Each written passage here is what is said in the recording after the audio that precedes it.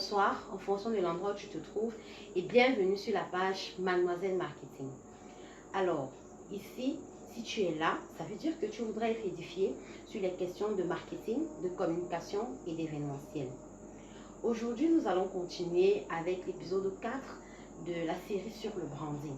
Nous allons aborder la notion de tonalité de la marque. C'est quoi la tonalité de la marque? C'est la façon dont la marque s'exprime, ses sorties, ses prises de parole, de façon à générer un sentiment bien précis chez son audience. Parlant de tonalité, il existe une pléthore. Je vous cite quelques types que vous pouvez d'ailleurs retrouver sur Google. La tonalité comique, la tonalité pathétique, la tonalité lyrique, la tonalité didactique, la tonalité oratoire, la tonalité polémique. Donc, il y a énormément de tonalités.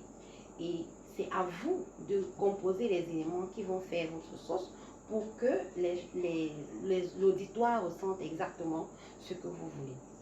Je vais prendre quelques exemples pour que vous puissiez comprendre de quoi il en retourne. Le premier exemple, vous êtes en train de voir sur l'image McDonald's. McDonald's est une marque qui est devenue populaire avec ses fameux burgers américains. McDonald's a une tonalité très comique. Nous le voyons avec les couleurs utilisées du rouge, du jaune, qui sont des couleurs très gaies. Nous le voyons avec leur mascotte qui est sur l'image de l'extrême gauche. Un clown qui est assis de façon très décontractée. Si vous regardez sur leur site, vous verrez qu'il a souvent des postures assez hilarantes. L'image de droite montre des emballages dans lesquels on peut mettre des produits à emporter, avec un dessin qui fait penser à un sourire, à un smiley. Donc, tout leur univers est comique, justement pour générer chez vous de la joie. Ensuite, nous avons UBA. UBA qui est une banque panafricaine qui a plusieurs catégories de cibles.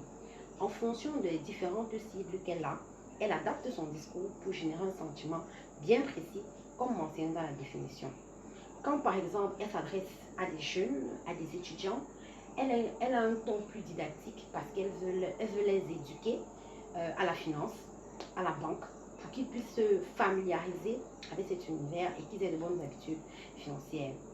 Quand elle parle par exemple de gains, comme l'image que vous voyez à l'extrême droite avec les voitures, il y a une ambiance plutôt festive dans les visuels, dans la façon de s'exprimer. Et si elle s'adresse plutôt à des entrepreneurs, comme par exemple au milieu avec UBA Ladies, vous allez voir un ton un peu plus sérieux, un peu plus corporate dans la façon de s'exprimer. Ensuite, nous avons la marque Marvel. Marvel a une tonalité épique. Épique ici parce qu'elle a l'habitude de présenter les choses de façon à amplifier les événements pour exalter des valeurs héroïques. Vous avez sûrement remarqué certains de vos héros préférés. Pour certains, ils ont regardé dans l'enfance, pour d'autres, jusqu'à présent, ils continuent de regarder des films Marvel et même, je pense qu'il y a des versions dessins animés. Marvel est dans le sensationnel, c'est pour ça qu'on parle de la tonalité épique. Il est dans l'extraordinaire avec des effets spéciaux, avec voilà, c'est cet univers-là qui rend sa marque particulière. Donc quand on dit Marvel, tout le monde sait tout de suite que on va penser à quelque chose d'extraordinaire et de sensationnel.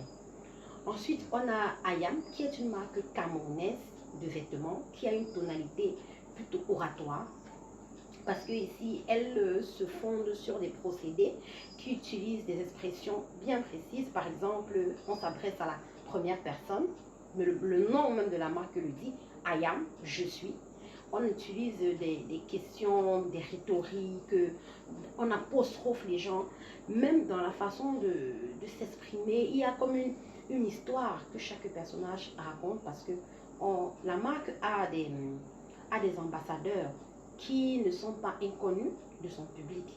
Donc voilà, la marque met tous ces éléments en scène pour pouvoir générer chez vous un sentiment bien précis. Quand vous portez les marques Ayam, vous vous sentez particulier, vous vous sentez unique. Donc voilà, et enfin on va terminer par celui qui pour moi constitue toujours une masterclass, c'est Coca-Cola. Pour Coca-Cola, j'ai pris la récente vidéo. Coca-Cola va toujours vous envoyer des notions de partage, des notions de joie. Avec Coca-Cola, vous pensez à vos amis, vous pensez à des moments incroyables que vous avez à vivre, que vous vivrez avec les personnes que vous aimez, avec qui vous passez beaucoup de temps. Parce que Coca-Cola veut générer chez vous de la joie, veut générer chez vous du plaisir. Et donc, elle met en scène dans ses sorties toujours des situations qui vont vous faire penser à cela. Donc, voilà brièvement quelques exemples que j'ai pris pour vous montrer comment est-ce que vous devez structurer votre marque, à quoi vous devez penser en fonction du sentiment que vous voulez générer chez votre audience, chez votre cible. Donc, je suis rendue à la fin de cette vidéo. J'espère que vous avez apprécié le contenu. J'espère qu'il vous a aidé. Et si c'est le cas, ne manquez pas de mettre un pouce bleu, de vous abonner parce que on va clôturer avec l'épisode 5 la semaine prochaine. Et bien sûr, de partager. Vous avez sûrement autour de vous des entrepreneurs qui veulent être édifiés sur ces questions de marketing ou de communication. Vous avez sûrement à côté de vous des personnes qui ont besoin d'avoir ces petites astuces pour mieux redéfinir leur stratégie. Merci d'avoir pris de votre temps pour écouter. Merci d'avoir pris de votre temps pour regarder le contenu jusqu'à la fin. Et ne manquez pas de vous abonner, comme j'ai dit, et de partager. On se dit à la semaine prochaine.